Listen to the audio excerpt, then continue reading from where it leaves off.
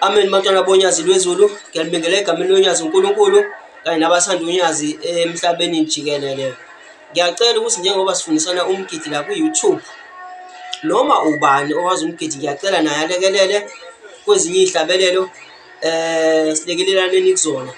Kodwa-ke ngingakangeni lapho ngicela ukuthi ngininikeze inamba yami ngoba ku-YouTube angihlale ngiphosta futhi angihlale ngikhona, kodwa ngicela ngikhiphe inamba yami.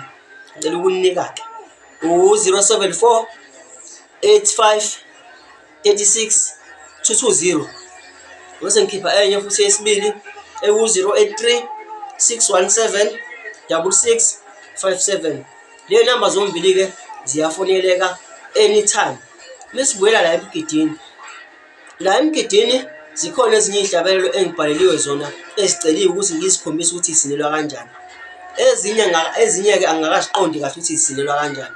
Ngisazoya kuzifuna. Kulaba ekuyibona abasebacela ngibakhombise lezo ihlabelelo. Ngiyacela abangadikibali abantwana bonyazi. Ngizonifunela ihlabelelo zenu, ngicela nehlise umoya khona maduze nje ngizobe seniyazithola lezo ihlabelelo. And then-ke mase ngiphinde ngiyacela futhi ukuthi-ke isizathu sokuthi ngithumele umgidi kanje la ku-YouTube ingoba senzele ukuthi kugidwe umgidi okuyiwona wona, kakhulukazi kulo wenjobo nesigege, ngoba iwona mgidi lo oyingqikithi yani yale nkolo esikuyona, iwona mgidi oyingqikithi wale nkolo esikuyona ekuyiwona wona ofunakalayo. Lokho ngikwenziswa ingoba kuyenzeka ukuthi mhlawumbe omunye uhlala kaNongoma, omunye uhlala eShowe, omunye uhlala eMkhomazi, omunye uhlala koNkandla. Uthola ukuthi mekuziwe enjobeni akugidwa ngendlela efanayo kodwa injobo.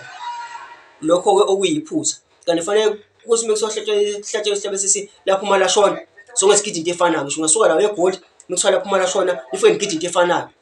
Moya eNkandla, eShowe, eMkhomazi, kaNongoma nifike nigide into efanayo ngoba injobo. Noma kuthiwa sakubona phakama nigide into efanayo. Ngiyacela-ke ngiyakhuthaza futhi ukuthi kunoma ubani owazi injobo, hhayi mina kuphela nami angena uchwepheshe womgidi. Zikhona ihlabelelo ezingihlulayo ziningi futhi. Kodwa kulezi engikwaziyo ukuyisine ngiyacela ukulekelela nabanye futhi abawazi umgidi ngiyacela ngabalekelele. Ngiyabonga futhi kubuseni kuzwile. Ngiyabonga kakhulu.